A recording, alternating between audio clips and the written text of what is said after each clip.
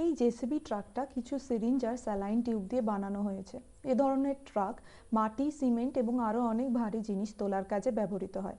তুমি নতুন দুটো সিরিঞ্জ নাও, একটাতে জল ভরে ওটাকে আরেকটার সাথে একটা টিউব দিয়ে লাগিয়ে দাও। একটাকে চাপ দিলে দেখবে অন্য সিরিঞ্জটা চাপে বাইরে বেরোচ্ছে।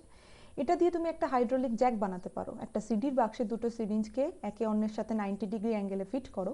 নিচের সিরিঞ্জটাকে চাপ দিলে উপরের ট্রাকটা উপরে উঠবে, আর সিরিঞ্জটাকে টেনে বার করলে ট্রাকটা নিচে নেমে আসবে। এই জেসিবি অনেকগুলো কাজ করতে পারে। এর প্রথম প্লাঞ্জারটা দিয়ে ক্রেনটাকে উপর নিচ নাড়ানো যায়।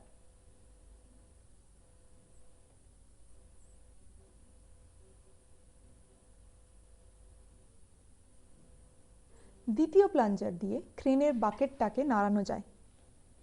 কাছ থেকে দেখো, প্লাঞ্জার দিয়ে বাকেটটাকে সুইভেল করানো হচ্ছে।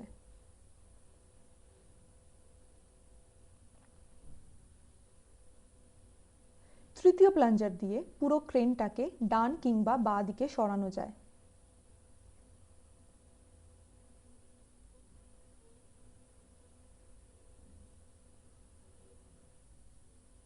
এই হচ্ছে ওর ক্লোজ আপ।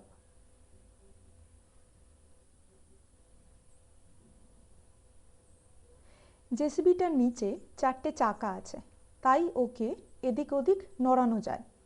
চতুর্থ প্লাঞ্জার জেসিবির সামনে দুটো চাকাকে সামনের দুটো জ্যাকের সাহায্যে উপরে তুলতে পারে।